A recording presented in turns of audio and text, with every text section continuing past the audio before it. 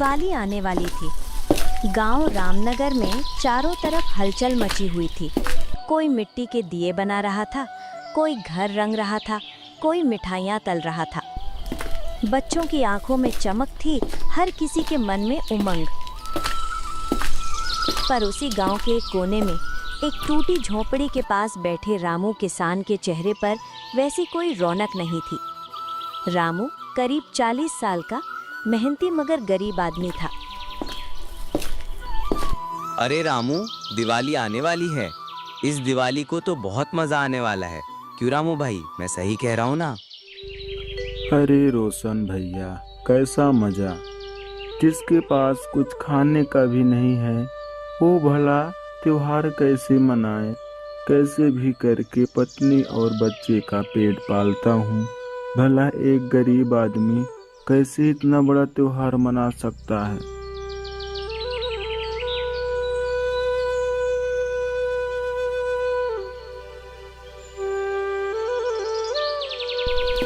इतना बोलकर रोशन वहां से चला जाता है। रामू किसान के पास बस आधा बीघा जमीन थी और उसी में वो अपने परिवार का पेट पालता। पत्नी सीता और बेटी गुड़िया के साथ गुजारा करता था। रामू ने धीरे से कहा, जैसे डर रहा हो अपनी ही बात से। सीता, सबके घरों में इतने दिए जलेंगे, मिठाइयाँ बनेंगी और हमारे घर में कुछ भी नहीं होगा। अरे तुम इतना मत सोचो, हमारे पास दिल की रोशनी है, बस वही काफी है, और हमें क्या चाहिए। रामू हंस तो दिया, पर उसके मन में कुछ चुभ गया। गुड़िया जो बस 10 साल की थी, बाहर से दौड़ती हुई आई। बाबा देखो ना, लक्ष्मी काकी के घर कितनी सजावट है, उनके पास कितने दिए हैं। हम लोग अपना घर कब सजाएंगे?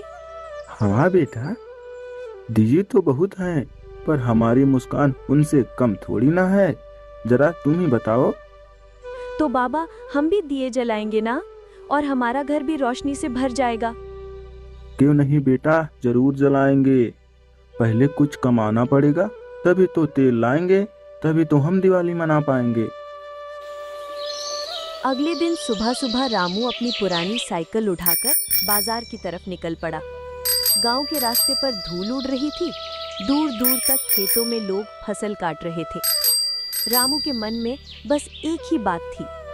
हे ऊपर वाले, अगर आज कुछ अच्छा हो गया तो दिवाली की रात गुड़िया की आंखों में रोशनी होगी और हम लोग भी अच्छे से दिवाली मना पाएंगे।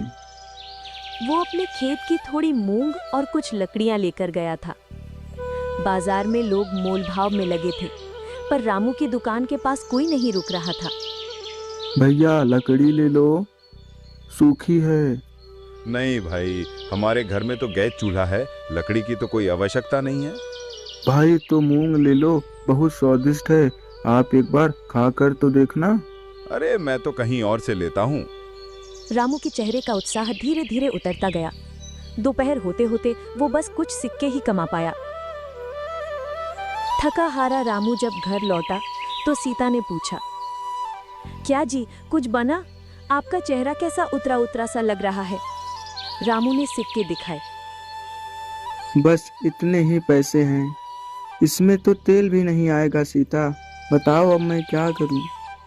कोई बात नहीं, दिया ना सही, हम मिट्टी का छोटा दीप बनाएंगे। रोशनी दिल की होनी चाहिए, बाहर की नहीं। गुड़िया पास बैठी थी। उसकी आंखों में थोड़ा दुख और थोड़ा सपना था। बाबा, मैं भी दिया बनाऊंगी। माँ, तुम मिट्टी दो ना, हम सब मिलकर दिए बनाएंगे। सीता ने मिट्टी निकाली और तीनों मिलकर छोटे छोटे दिए बनाने लगे। देखो ना, हमारे घर की फैक्ट्री चल पड़ी। अब हम भी दिवाली मना पाएंगे। तीनों की हंसी गूंज उठी और उस हंसी में थोड़ी उम्मीद भी थी। दिवाली से एक दिन पहले की शाम थी। गांव में हर घर चमक रहा था। हर गली में रंगोली, मिठाइयों की खुशबू हवा में फैली हुई थी। रामू के घर में अब तक तेल नहीं था, दिए सूखे पड़े थे। सीता ने कहा, काश थोड़ा तेल मिल जाता, हमारे घर भी थोड़ा सा रोशनी हो जाए। तभी दरवाजे पर खटखट हुई। रामू ने दरवाजा खोला। सामने एक बुजुर्ग साधु खड़ा था। फटे कपड़े, हाथ में लकड़ी की लाठी और चेहरे पर अजीब सी चमक। बेटा, रात होने को है, मैं थका हूँ, क्या थोड़ी जगह मिलेगी सोने को? मैं आराम करके चला जाऊंगा। अरे बाबा, ये घर आपका ही है, आइए अंदर, आप आराम कर लीजिए, तब आप जाइएगा। सीता ने झट से चूल्हे पर थोड़ा पानी गर्म किया।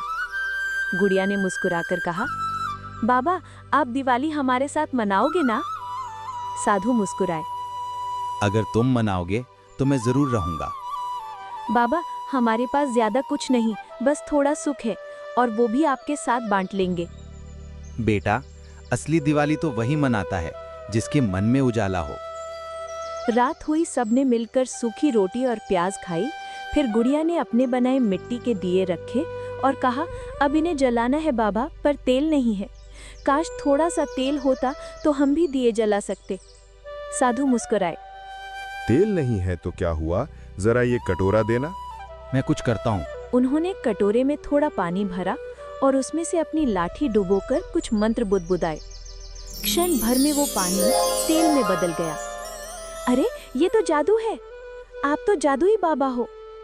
जादू नहीं बेटा, ये तुम्हारी सच्ची श्रद्धा का फल है। तुम लोग बहुत ईमानदार और मेहनती हो। रामू ने कांपते हाथों से दिए जलाए और जैसे ही पहला दिया जला, उसकी झोंपड़ी में उजाला फैल गया। सीता ने आंसू पोंछे और बोली, अब हमारा घर भी रोशन हो गया, देखो हमारे घर भी दीपक जल रहे हैं। साधु मुस्कुराए। दिए की रोशनी बाहर फैलती है, पर असली उजाला तो भीतर जलाना होता है। अगली सुबह जब रामू बाहर निकला तो उसने देखा पूरी झोपड़ी चमक रही थी। हर दिया अब भी जल रहा था, जबकि तेल खत्म हो चुका था। गांव वाले देखने आए। अरे रामू, तेरे घर में तो चमत्कार हो गया। ये सब कैसे हुआ रामू? किसी ने कहा, ये तो लक्ष्मी माता की कृपा है। आखिरकार रामू की बात भगवान ने सुन ली। अरे भैया, कृपा तो उस साधु बाबा की थी जिन्होंने हमें सिखाया सच्चा उजाला मेहनत और सच्चाई में है। साधु सुबह सुबह बिना किसी को जगाए चले गए थे। बस दरवाजे के पास एक पोटली रख गए थे। अरे देख रहे हो, बाबा जी अपना कुछ सामान भूल गए हैं। सीता ने खोला तो उसमें कुछ सोने के सिक्के थे और एक पर्ची। ये तुम्हारी सच्चाई की कमाई है, इसे अपने गांव के भले के लिए लगाना। रामू की आंखों से आंसू बह निकले। उसने कहा, देखो सीता, हम इन्हें अपने घर के लिए नहीं, पूरे गांव वाले के लिए इस्तेमाल करेंगे। कुछ ही दिनों में रामू ने उन सिक्कों से गांव के मंदिर और स्कूल के बाहर दिए बांट दिए। हर गरीब के घर में अब तेल और मिठाई थी। गुड़िया ने हंसते हुए कहा, बाबा अब तो सबके घर में उजाला है, देख रहे हो?